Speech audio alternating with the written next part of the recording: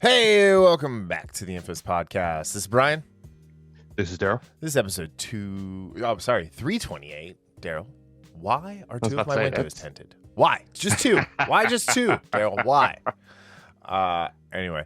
All right. So this week we've got, it's back to being called the Book of Boba Fett. I still haven't watched episode 4, and I kind of wish I hadn't watched episode 7, not going to lie. We're going to talk about the finale, hopefully series of Book of Boba Fett.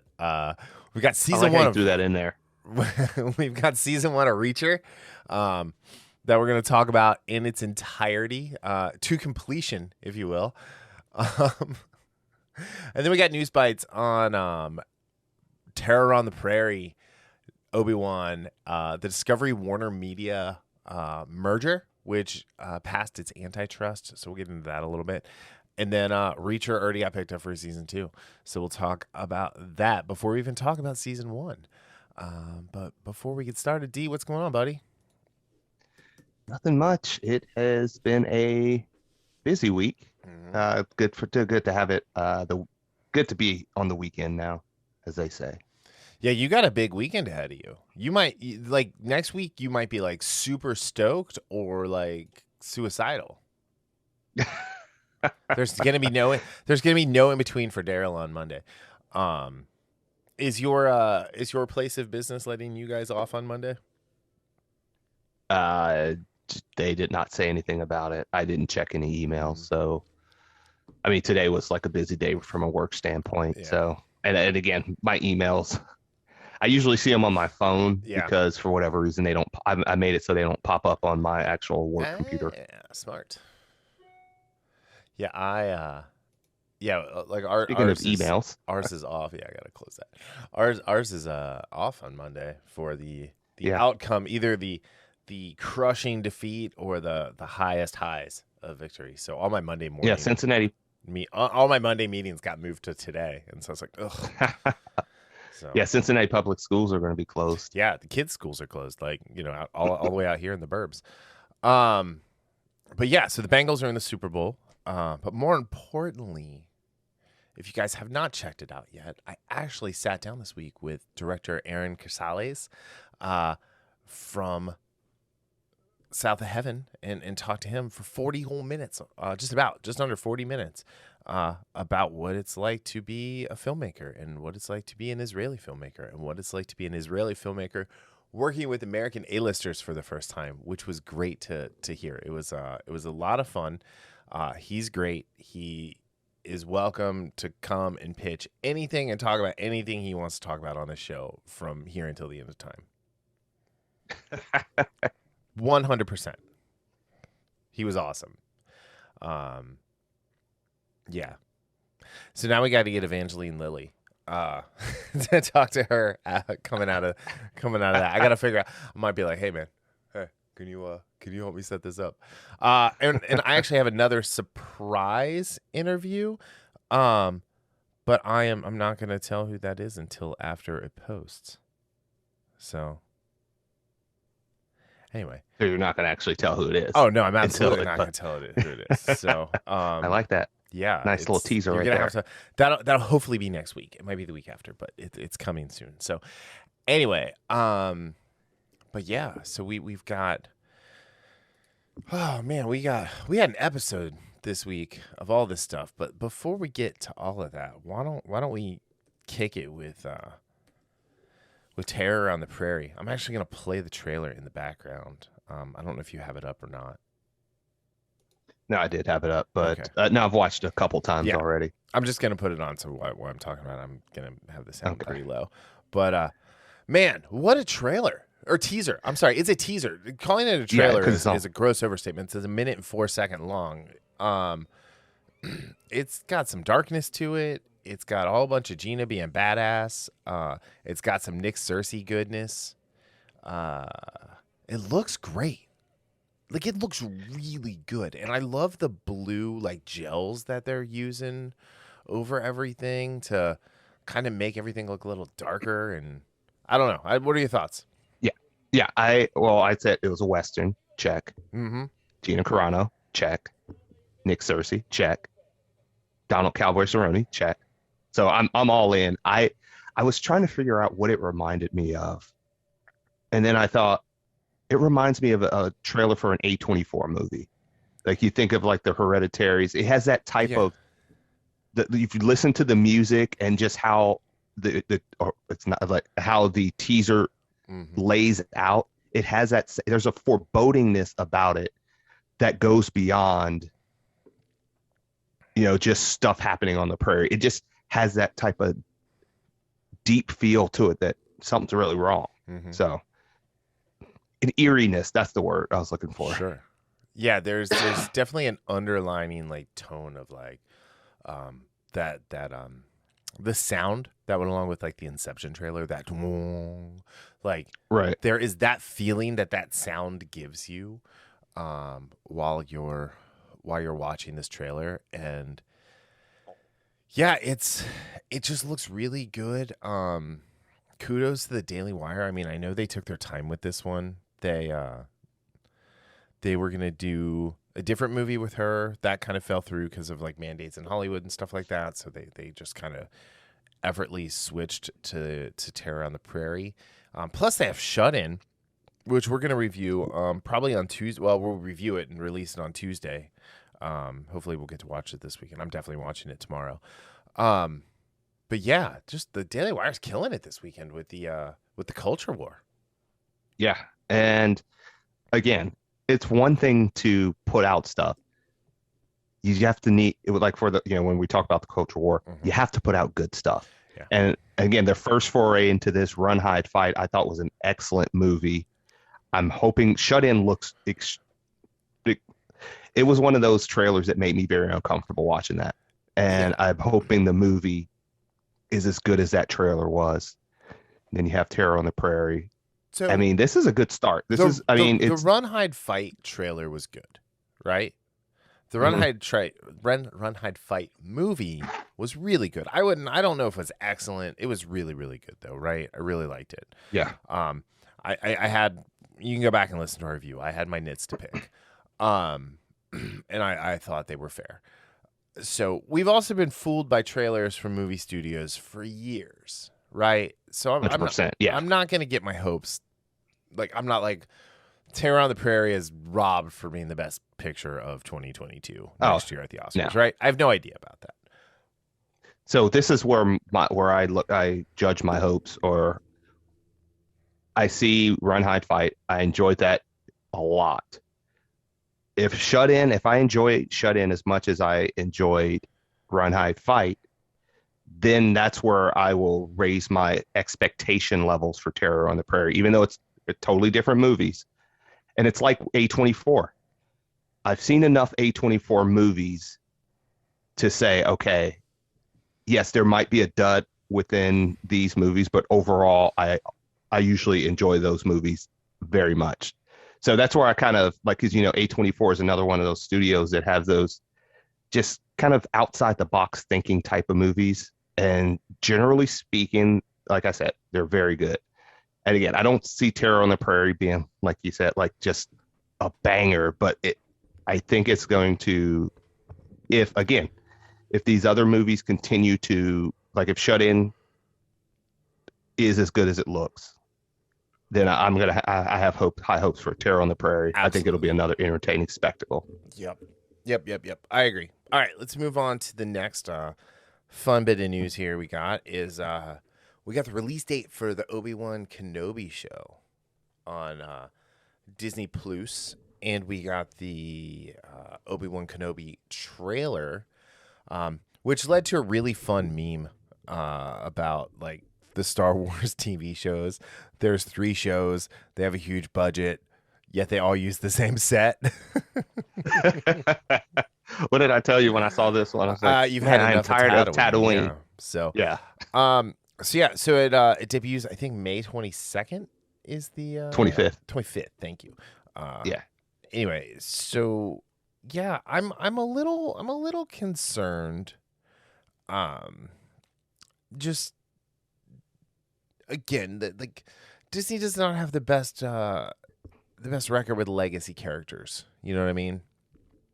No, they don't. And I'm really concerned that Kumail Nanjiani is in this. Hopefully he learned his lesson and he's gonna not be an asshole to fans about whatever he's doing in this. But I do think he's just kind of an asshole. So this is one of those like 48% of things that I'm gonna support that I don't fully agree with. Mm-hmm.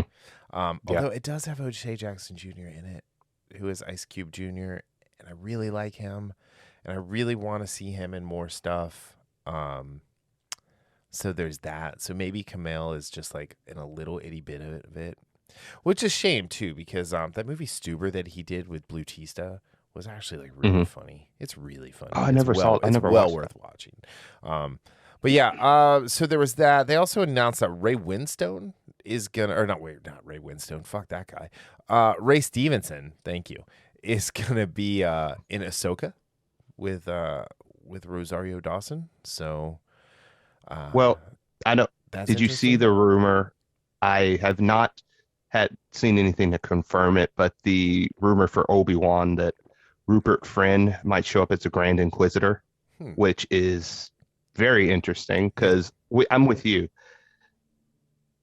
Based on what, and again, kind of like what we were talking about with Terror on the Prairie, if or an A24, it's the opposite with Disney and Star Wars. After this Boba Fett, even though I enjoyed The Mandalorian, you had the Bad Batch, which was disappointing. Mm-hmm. You have Boba Fett, which when Boba Fett was in it, it was extremely disappointing. Yeah. So, I mean, again, I don't know. Hello there. Yeah. I mean, I love Ewan McGregor being back. I'm very concerned. I don't know where the Grand Inquisitor fits in this timeline, though. Yeah, like this all depends on when this happens, because like Luke and Leia are the same age as Ezra. Or let me rephrase that. Ezra is the same age as Luke and Leia. He was born on Empire Day, just like they were. Okay. He's the chosen one. Anyway,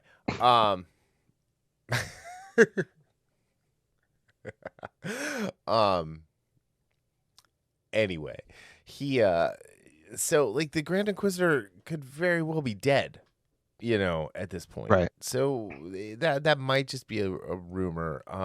And unless they're doing Flash, we don't know really much about this series at all. Right. So because you're right, a lot of it depends on where they decide to put the timeline, whether they fast forward it up and then in order to show flashbacks, which again I'm kind of tired of them using flashbacks. Yeah. Well, I mean, as much as Arrow ran it into the ground, and then like my gag about Supernatural, like Arrow ran that with flashbacks into the ground way more than I've done with Supernatural. And I've done that with Supernatural a lot. Yeah. It's really my favorite thing to annoy you with. And at this point, I do it just to annoy you and Haley. So, jeez. She's all in on the Winchester boys. So she even calls Sam Moose. Like that's how she refers to him when she's talking about him. Okay, that's hilarious. Yeah.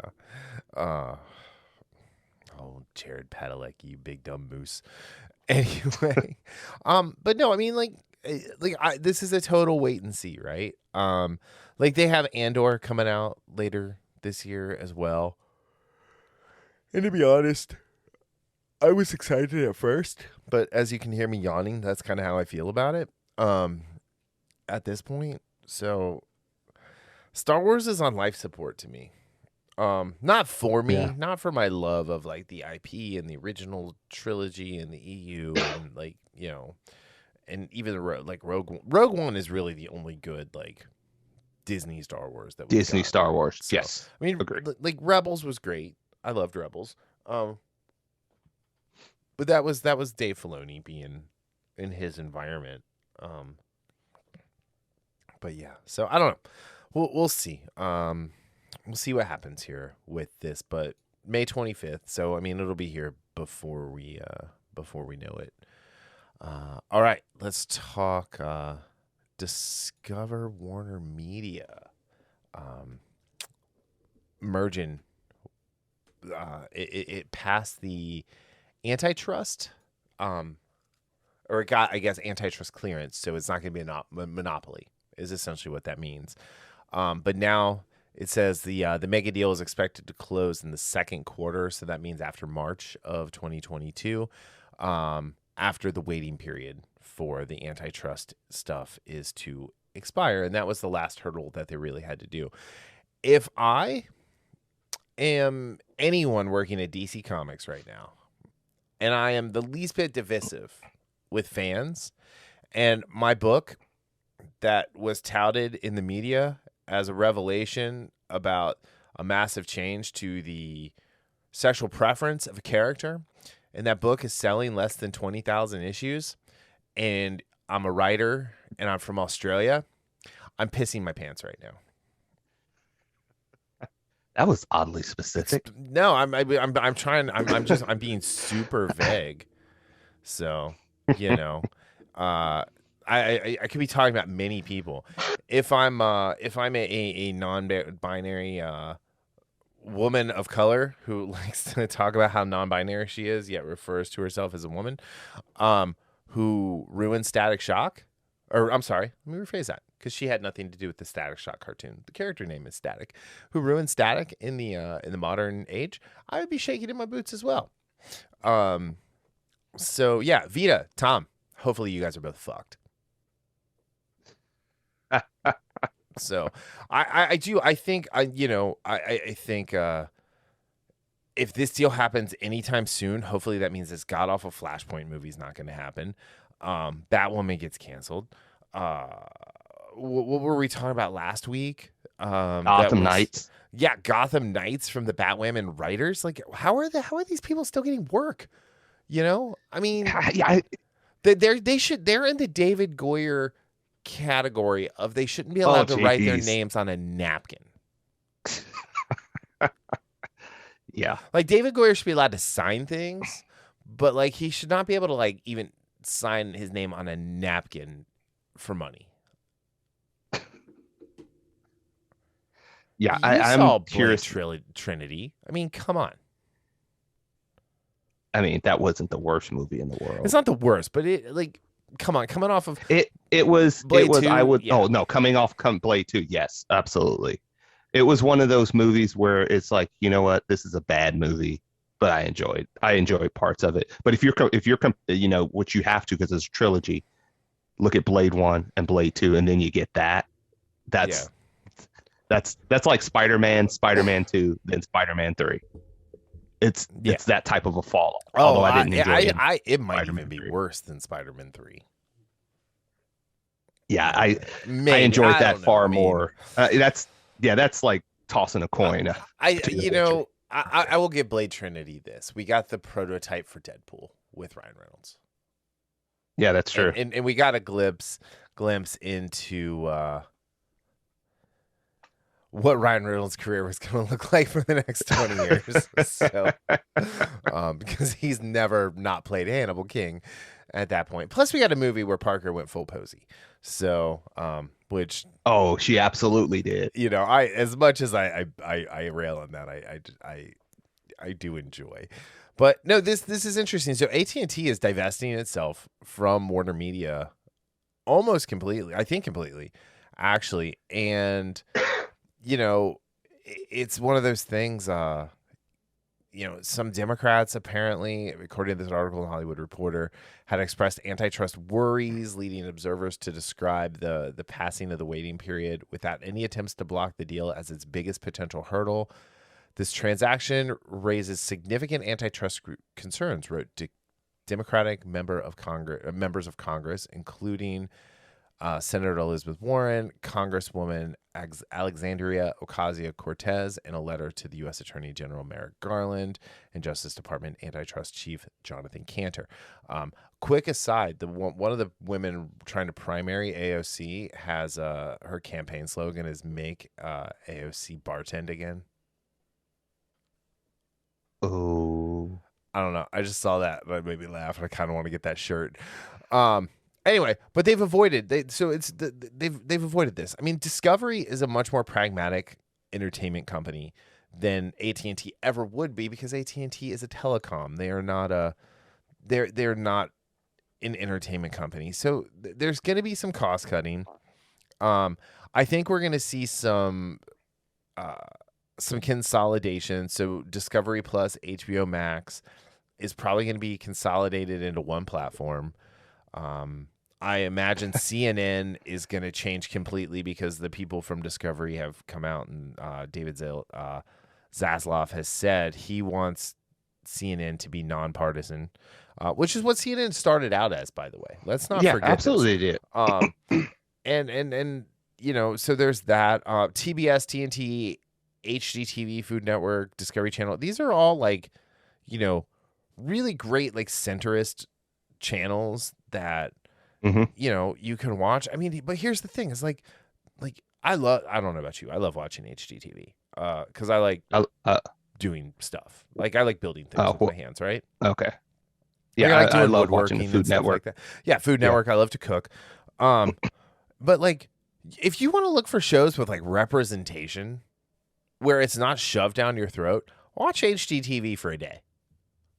Just for a day, and you're gonna be like, damn, everyone on this channel's fucking cool. Yeah, 100%. Same thing with a lot of Food Network. Yeah, so, absolutely. But you know, they just, you know, people just can't get out of their own way. So I'm excited for this. I'm excited for Discovery to come in and take over Warner Brothers. 100%. There's been a concerted effort to push for the Snyderverse, like, you know, for people to tweet about it, to stream the Snyderverse stuff. I say Snyderverse. Let the Snyderverse die. No, I knew you felt like that. I mean, I'm not saying it to be mean. I'm not saying it to be facetious. No, I'm just saying like there is a much there's a better version of DC Comics that we can get right now that is more optimistic and more in line with what these characters are, and not just a retread of Frank Miller's Dark Knight Returns. Mm-hmm.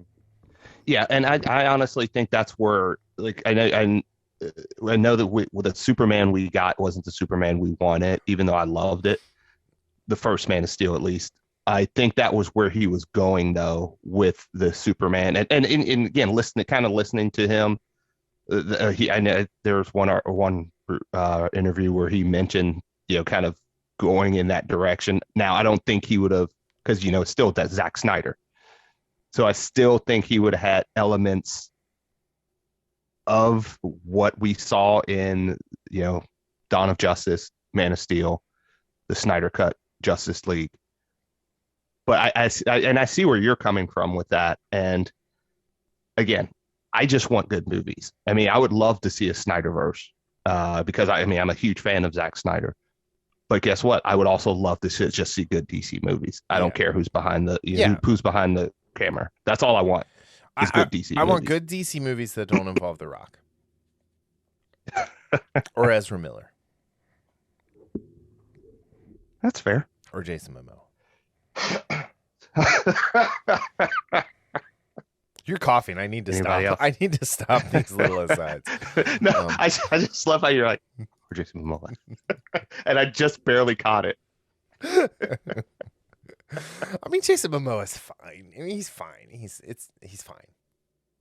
He's fine. Yeah. Fine. Yeah, I just really, really hope we get a good turn of stuff with this merger. Because that was one of the things I had in notes, like about CNN, you know, with the resignation of Zucker, like the abysmal ratings. Yeah. Like, I mean, we get almost as many views. No, I'm kidding. We don't get anywhere near CNN, but like, you know, we do okay. But yeah. Anyway, you know, we could do better on YouTube. You people listening who can go watch our stuff on YouTube, especially my interview with Aaron Gonzalez. And anyway, yeah, I don't know. I'm hopeful for this. I think its stock symbol is going to be WBD. I might actually just invest in it because that's how much I want it to succeed. See where it goes. That's not advice. That's just something I might do with enough money that I'm comfortable with losing. Because again, I bought my first 2 NFTs this week. Oh, okay. Yeah. I'm diversifying my crypto into NFTs. So Fiat money is not the only funny money that I'm going to be playing with. Oh, anyway. But yeah, I think this is good. I think this will hopefully help. And yeah, let's talk about Jack Reacher season 2. Good shows get rewarded. They really do, right? I mean, and this is the fastest pickup we've ever seen from Amazon. Yeah. Because I don't think the boys even got days? picked up. Yeah.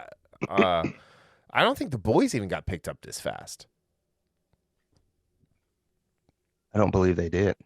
So the first season is based on Killing Floor, which is the first Lee Child's novel. Amazon Studios, Skydance, and Paramount Television Studios produced. And they also produced the movie starring Tom Cruise. Did you? Yeah, which I saw that. I did not know that until I saw that article. So, but yeah, it says here the entire Reacher team, cast, production, writers, etc., is so happy with the wonderful reception the show has received. Said Santora in a statement. Amazon, Skydance, and Paramount have been such fantastic partners, and everyone is excited to roll up their sleeves and get to work on what will be a great season 2. Childs also added, partnering with Amazon Studios for season 1 of Reacher was a total delight. They had our backs every step of the way, and it really shows in every line and in every frame. So I'm thrilled we'll be working together again for season 2. This is very exciting news, and I can't wait to get started. Reacher couldn't be in better hands. Seems like they followed the source material. I mean, this is what happens when you follow the source material. And I just got to say, what was it, in episode 3 or 4 with Willa Fitzgerald when she had her way with Jack? I was not prepared for the greatness that was the Willa Fitzgerald nude scene. I was absolutely not expecting that at all. I was all in on her character, and then that happened, and I was like, I'm all in on Willa Fitzgerald moving forward. Yeah. So yeah, we'll talk about that more when we talk about Reacher. But yeah, but again, good shows, and again, I've never read the books, but same. It just seems like it followed the book, unlike some Amazon stuff that's coming out pretty soon. Yeah. Also, and we can talk about that some other time. I think Malcolm Godwin, I'm a huge fan. He was the best. Well, he was one of the 2 best parts of iZombie. So yes. But speaking of, let's just jump into the book of Boba Fett real quick. I'm not kidding when I say I hope this is the series finale. Like, I don't want more of this. I'm not interested in more of this. I'm not interested in this version of Boba Fett. I'm not interested in what Fennec Shand may or may not be doing. Yeah, I'm just not, you know what I mean? Yeah, I said it last week after 2 absolutely non-Boba Fett episodes that we thoroughly enjoyed.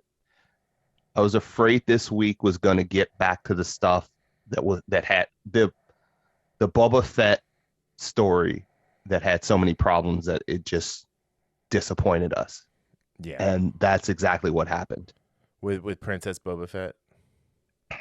I did not like, first of all, the idea of where they went with this story with Boba Fett. I did not like it from the start. Hold on, let's do our episode, like series finale, chapter 7, in the name of honor. I have honor, you have honor, you have no honor. Honor. Ugh. So out of 5 convoluted stories, what do you give this? I think I'm being generous when I say this, but I give it a 2.5. There were a couple things that worked for me. It's just a lot of stuff that didn't. And I did see a quote from Stephen Perry, and I was trying to figure out, I was like, it just felt lifeless. And I read his quote, and I was thinking that before I read his quote. And he said it looked pretty, but as substantive as cotton candy in the Sahara. And I said, you know what? That's it, because it felt soulless. Yeah. There were good parts of it, but it really felt soulless to me. Yes. Yeah, 100%. I agree with that statement. It is soulless. There is no soul to this. There is no love to the craft that was this show. This is a money grab. Robert Rodriguez directed this episode. So Robert Rodriguez directed 3 of the 7 episodes. In my opinion, Robert Rodriguez is done with Star Wars. Should be done with Star Wars. Let's not invite him back for more. We've seen what he can do. Yes. There's a reason his episode of The Mandalorian was only 19 minutes long. Because when you give him 45 minutes, it's like the forward pass in football. 3 things can happen. 2 of them are bad. Yeah, I like all these episodes say written by Jon Favreau, but none of these feel like Jon Favreau written episodes. I feel the same way. Because of what we've seen from Favreau before. Again, it's almost like he wrote an outline and gave it to someone else and said, hey, fill in the blanks. Mm-hmm. And I think that's being generous. Yes.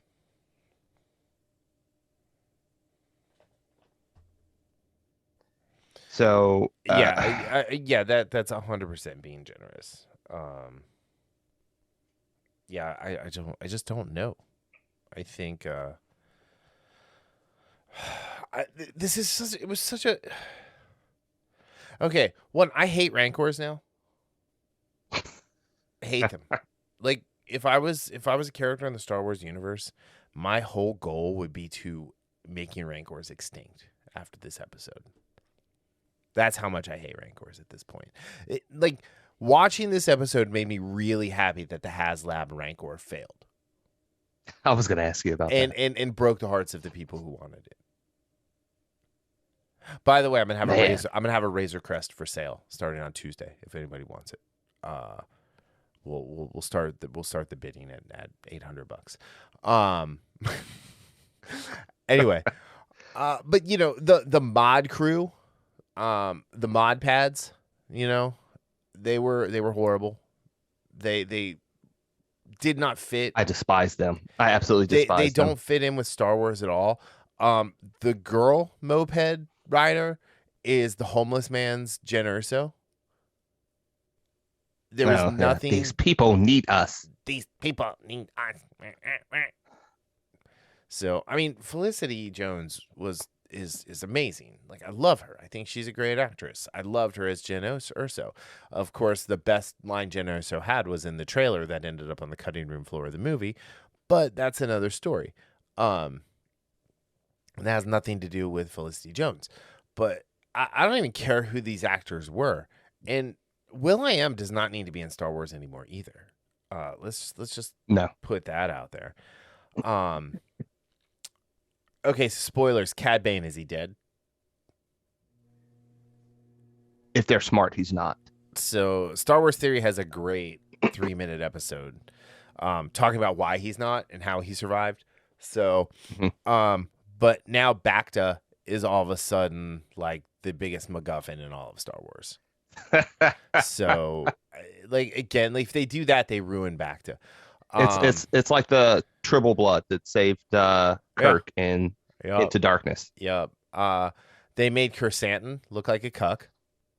Oh god! And watching him limp down the street, and I swear to God, his Wookiee boot was falling off of his foot. I swear to God, it was. I swear on your life that was falling off. Once again, my life is being put to the test.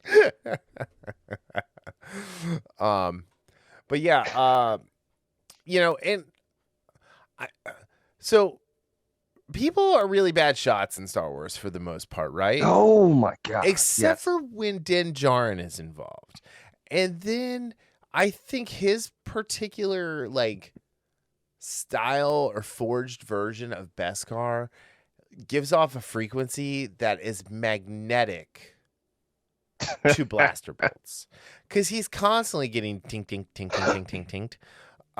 Yeah. And one, that's a really cool sound. So it's always fun to hear. But at the end of the day, like Cad Bane shot Boba where there was no armor.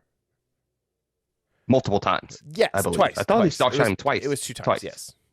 Shoot me 2 times. 2 times. As I run away. You know, and then Cad Bane started monologuing. But the fact that Den never gets shot in a place that, like, because the Beskar armor does not cover a whole lot. It doesn't. Like, it is like the armor that some of these Gamergate girls complain about in games, like where it's like, well, she's just wearing boob armor and that's it. It's like, yeah, that's essentially what the Mandalorians wear. Yeah. Although Like, Dan, his armor does cover a lot more than Boba's does. That is true. And his is bright shiny silver, and Boba's is a very matte green. Yeah. So, but yeah, I don't know. The gaffy stick came back into play. The humanization of the Tuskens was front and center. You know, Cad Bane talked about how the Pikes killed his Tusken pets.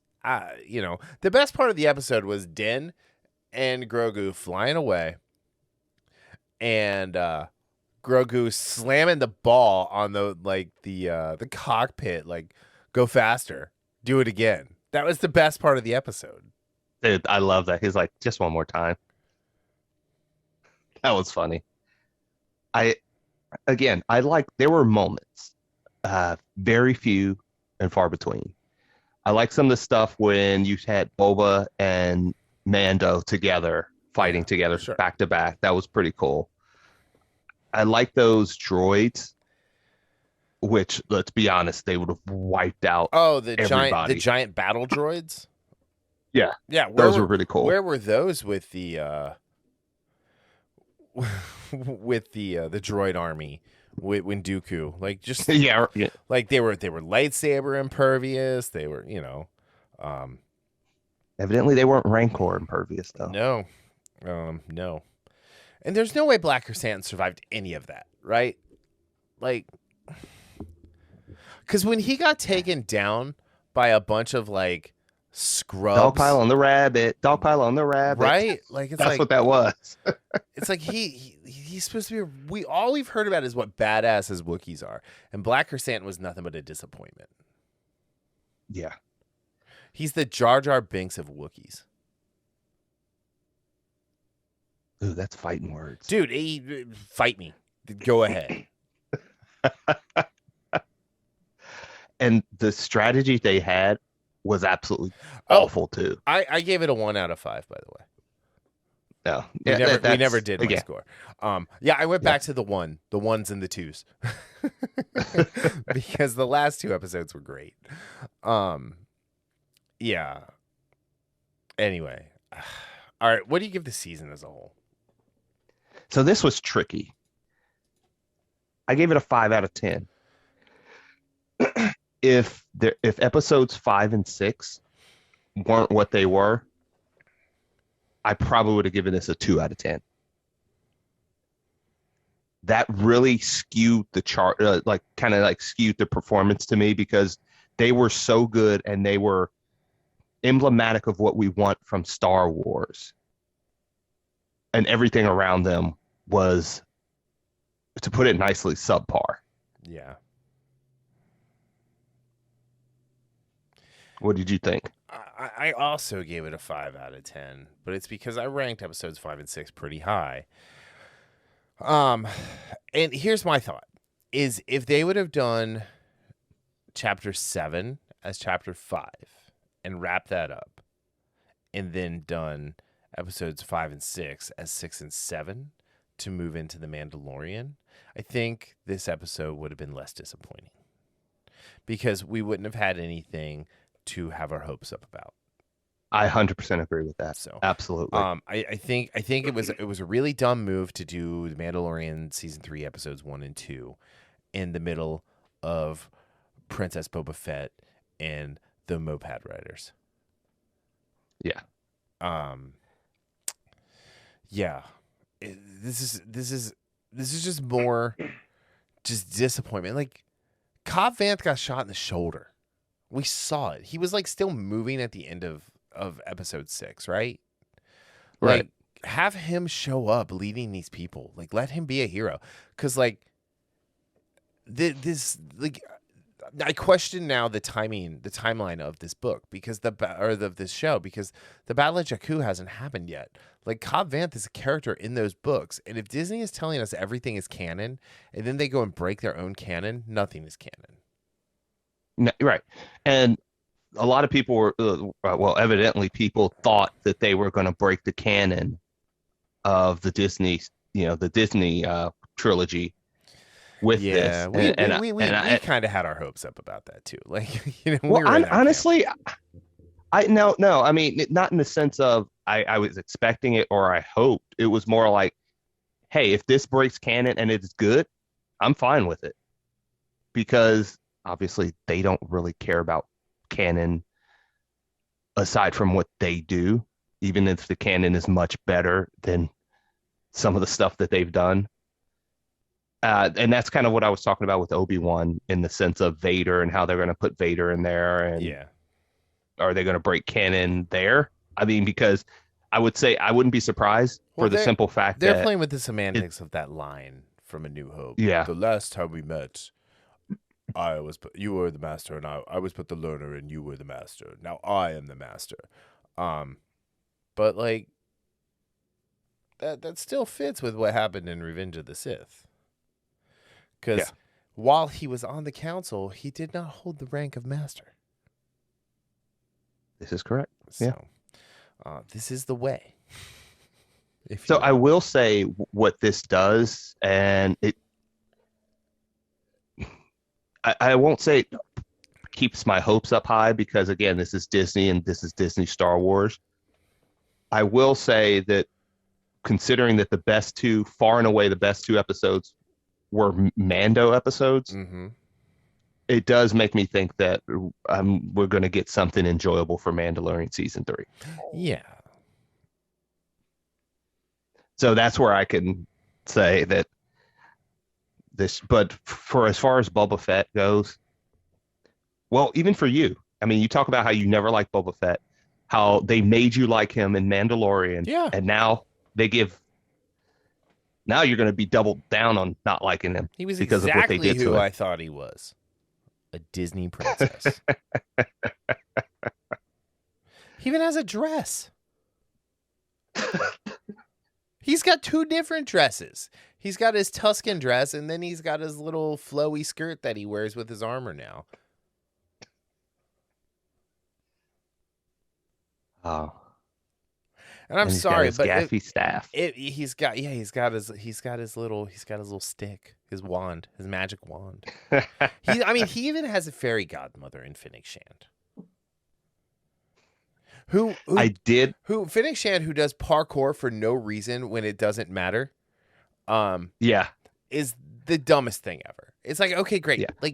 Like Ming-Na is not doing those flips off of those things. You're just having the stunt person do that because you think it looks cool, and what it looks like is dumb. Yes. So assassin like her is about economy of motion. Yeah. And exactly, especially because like she's got an exposed gut now. Right. I don't know. Yeah, not a fan. Like, just I wasn't a fan of this show for the most part. I tried to quit it, and then they gave us The Mandalorian, and I was drawn back in.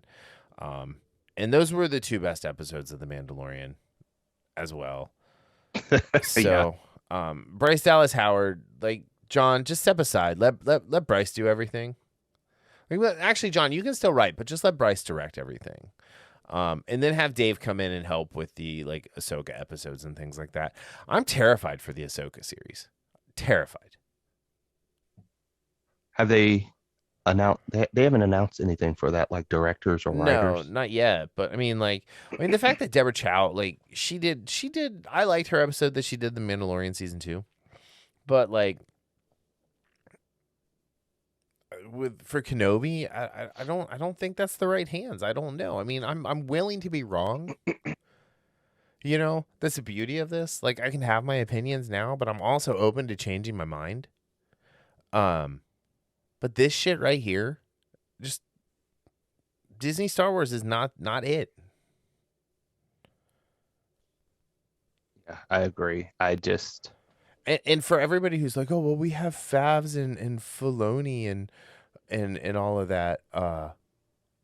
Yeah, I don't think that's the answer either, though. So I don't know. I don't know. I mean, because they've done. I mean, you look at some of the stuff they've done on Star Wars, Filoni particularly. It's been some good stuff, but I don't think I can't see, say, Ahsoka being all Dave Filoni. No, that's not going to happen. Well, here's the thing, though: is the best Ahsoka has come from Dave Filoni, right? Because that Ahsoka novel was awful. That I forget her name now. I've purged her from my memory. The woman who wrote the Ahsoka book. Like, it had its high moments, but she tried to make Ahsoka gay.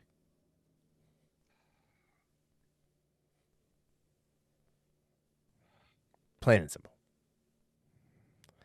And I mean, Dave did give us the SJW twins in season 7. He wasted 3 episodes of season, or 4 episodes of season 7 there. Anyway, all right, let's talk about Jack Reacher, because we're at 46 minutes, and let's talk about something good. All right, so Jack Reacher throughout is the summer. I found a 1-sentence summary.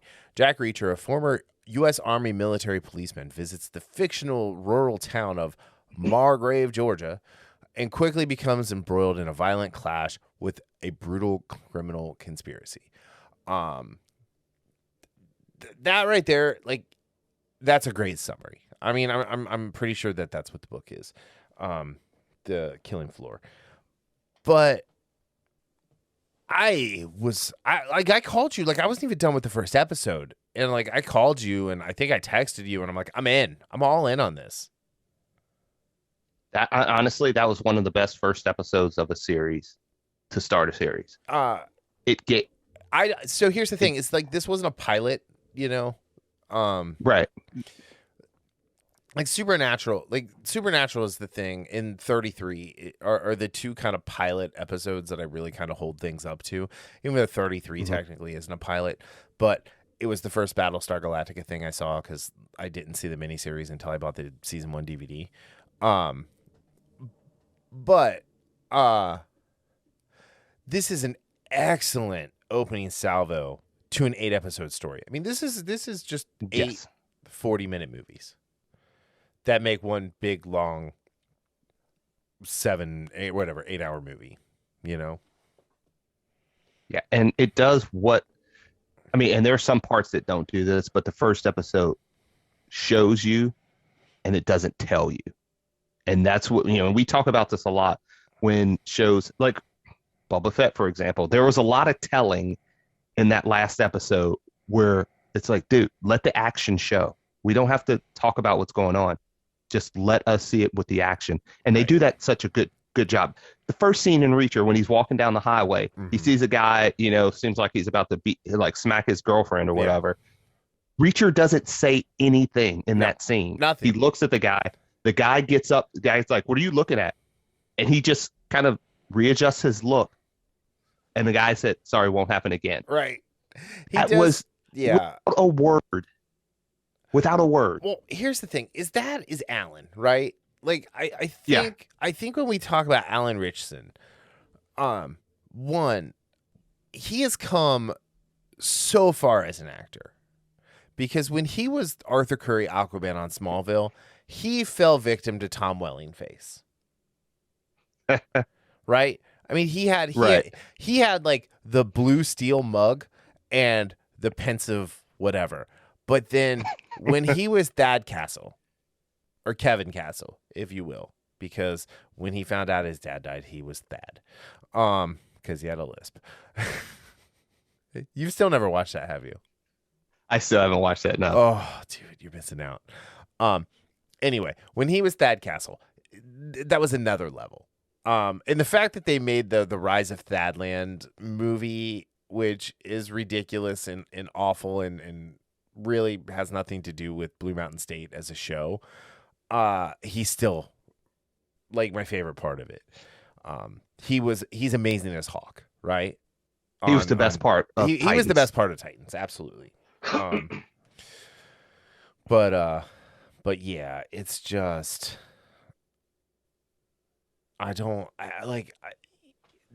he was perfect for this role. Yeah. And what does this show us? It shows us he can, in a couple scenes, he can handle himself, which I still think the fight scenes in this episode are the best of the series. Just like the hand-to-hand fight scenes. I think the stuff in the prison was really good. Yeah. So he had a mix of like Krav Maga. There was some Muay Thai in there. There was definitely some boxing, some dirty boxing. But I think the mix of fighting style, and this is just you and I both being like martial artists or former martial artists in my case, and fight fans, that with the size and durability that they gave him and the fighting style that they gave him, I thought worked really well to help tell the story of a lifetime of being more powerful than everybody else. Thank you, Will Robinson. And but then also having to learn how to be that Jordan Peterson good man, right? A good man is is a dangerous man who knows how to control it. And that's what we actually as men should all strive to be, right? Well said, yes. And Jack is a very, very dangerous man. Gene Hackman gave a speech about these kind of men at the end of at the second half or at halftime of the replacements in the final game. So I mean, because he doesn't have anything to lose. He's lost everything, especially because he loses. He finds out he's lost Joe in the first episode, or well, I guess second. Spoilers. Episode. Yeah. We have to spoil some things. Yeah. I mean, we just do. And it's impossible not to. Well, I do like how in this first episode, and this carries throughout the whole series, so it's not just the first episode, where he breaks down Finley, with Malcolm Goodwin's character, about, just by viewing him over a couple hours, he breaks him down for the most part of who he is and why he's there and all this stuff. And that shows that right there, that scene tells you how he can read people, how he can, analyze something, like see something and analyze it and put it in emotion. And this is something that carries over throughout the whole series, or throughout the whole season, I should say. And again, they could have been less strong storytelling, could have told us that he was good at this. Instead, they showed us. And it, for the most part, the series does a good job of showing and not having to tell us. And that's one of the things I appreciated about this series, is that it does what good storytelling does, in the sense of, especially visual medium. It shows us things. It doesn't give us these long monologues to explain something. It says, okay, these people, and again, there are parts that you have to do that, especially because this was kind of a whodunit mystery, and what's going on, that every episode carries the story forward. And that's what I like. I thought the pacing, 8 episodes, the pacing was good. It never felt like it was bogged down, really. It felt a little fast, if anything. That was my big... Yeah, a little bit. I told you that was my big concern. It's like all of this happens in about the span of a week, and you weren't sure if this was happening in the span of a week, a month, a day. It was just kind of like, there was a couple of nights that they threw in there, but like when he flew to New York at that one point in episode 5 or 6, it was like, okay, like, wait, what? Wait, how long? How long has this been going on? So, Um, but yeah, I think they did such a good job with the writing. I think KJ, Kleiner's kid, turned out to be such a great like MacGuffin-y villain. Yeah, and it's funny you say that because I actually had the biggest problem with the villains from Bruce McGill, Mayor slash Chief of Police Teal. Right. He was over the top Southern guy. Kleiner Senior, who's played by Curry Graham, which I mean, he's one of those guys we've seen in tons of stuff. Excuse me. And I thought KJ was okay. I did like the twist we got with him. Yeah. I just wasn't Chris Webster's.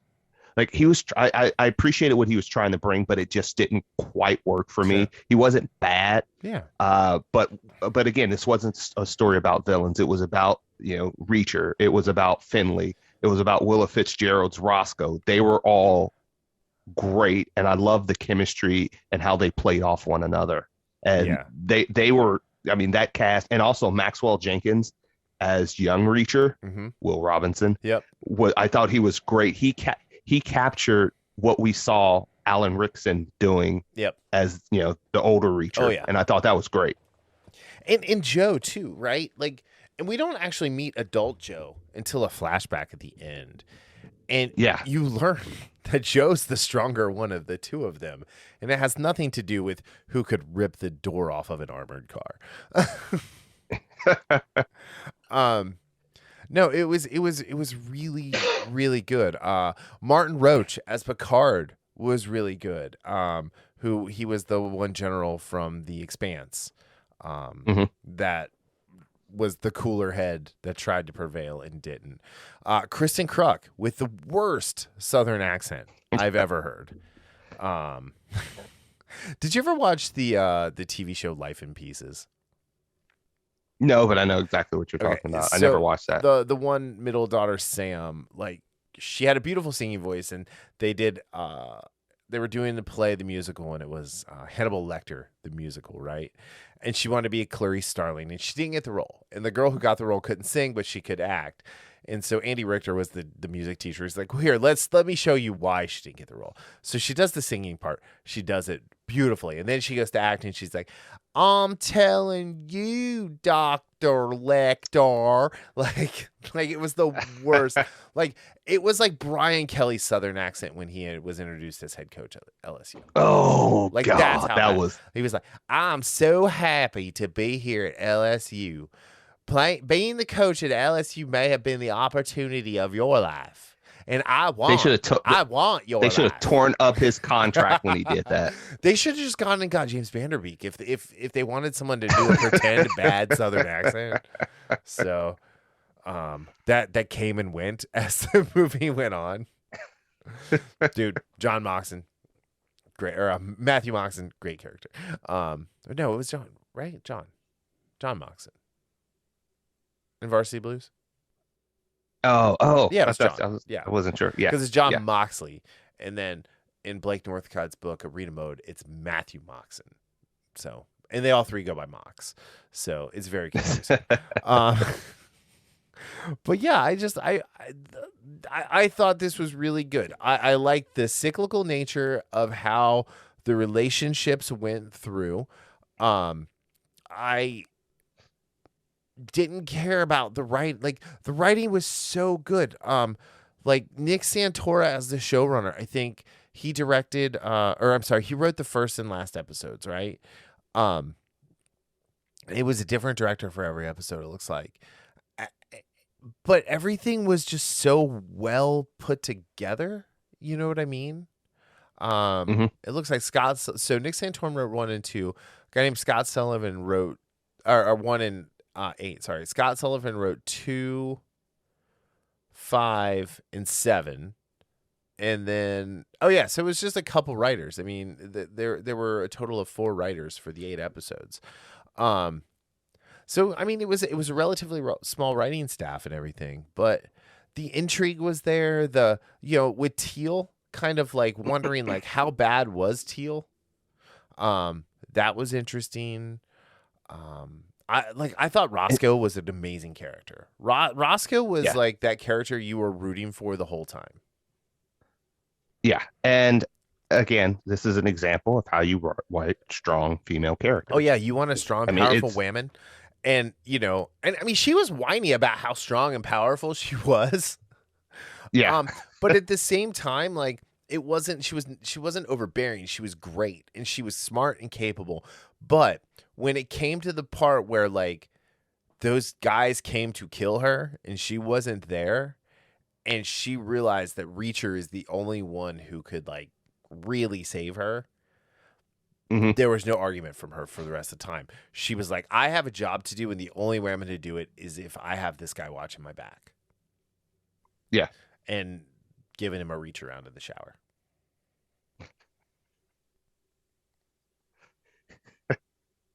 I knew that joke was going to come in somewhere.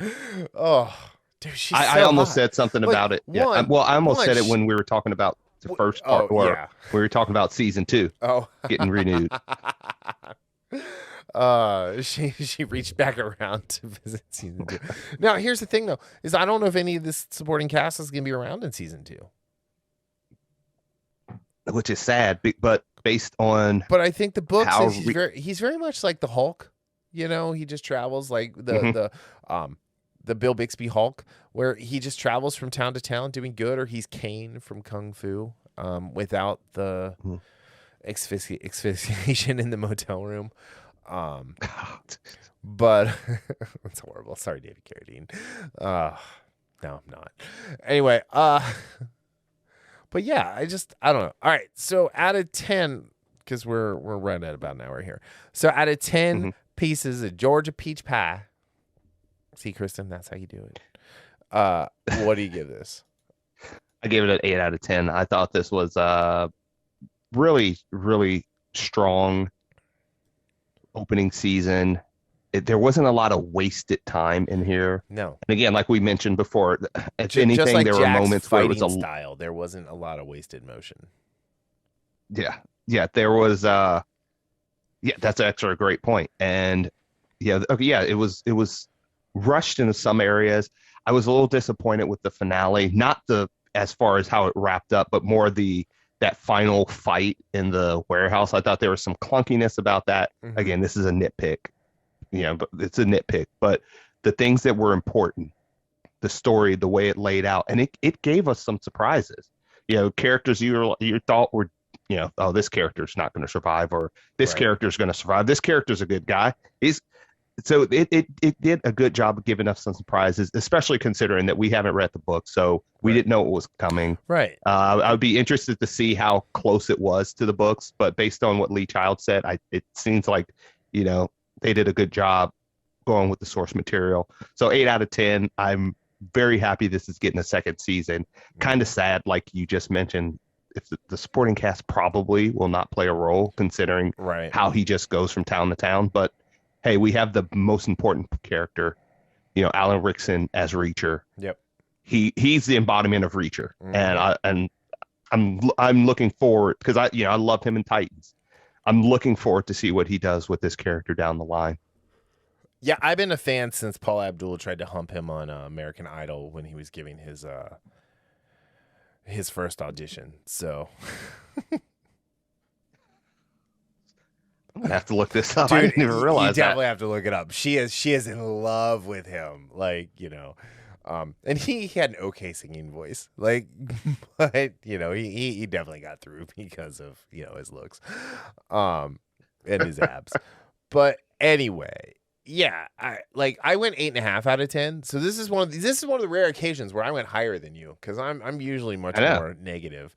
I'm not. Let me rephrase that. I'm not negative. I'm more discerning. And that's not a bad thing. And that's not a knock on you. But yeah, I just I think 8.5 there. It's got a ton of upside, right? Like it can actually go up from here, from where it is, which is what has me super excited. Yeah, and that's where what I like about this, as long as they stay with that formula, keep the creative team, I think this show can go on for several years strong. How many books are there? And just continue to get better. I think there's like 20 books or something. Jeez, crazy. I'm crazy 15. like that. There are 15. Okay. The last of which is called The Fourth Man, which does not give me when it came out. Yeah. I do like how he calls him a vagrant, and then he always is referring to himself as a hobo. The hobo, yeah. But hobo means homeward bound. Like, hobo isn't necessarily a bad thing. So, anyway. Yeah. Go watch Reacher. Do it. Do it. That was the coolest thing about Star Wars Celebration in 2019 is when we saw the Rise of Skywalker trailer and everybody lost their collective shit because that first trailer was amazing. And then Ian McDonald came out and he goes, "Play it again." And everybody lost their collective shit again. It was amazing. All right. So just to recap, don't watch the Book of Boba Fett. Just watch The Mandalorian Season 3, Episode 1 and 2, which for inexplicable reasons take place in the middle of the Book of Princess Boba Fett Series 1. Hopefully just the mini-series. Definitely watch Reacher. Definitely check out Terror on the Prairie. Shut In as well. Yeah, we didn't mention that. We're gonna watch Shut In. We're gonna reshoot view. I said we're gonna review it like on Tuesday or something. Yeah. You know, be cautiously optimistic for the Discovery Warner Media merger. Be pragmatic about Obi-Wan Kenobi, and be excited for Reacher, and be excited for the interview that's gonna happen with someone big. It might be Darryl's dad. That's weird. Well, I mean, your dad is awesome. He gave us you. Well, yeah, Aw. but that's kind of weird. I'm going to interview Jess. Ha! Good luck. Good luck. Well, if I don't have to bring her up on stage, I think she'd be okay. Yeah, no, she wouldn't. She's already told me. No. Anyway. Yeah. So, well, I'd say you need to come up and record, but there's no room for you to record right now because there's a TV and 3D printer where you would sit. So, yeah. All right. Anyway. Well, on that note, anything else to add?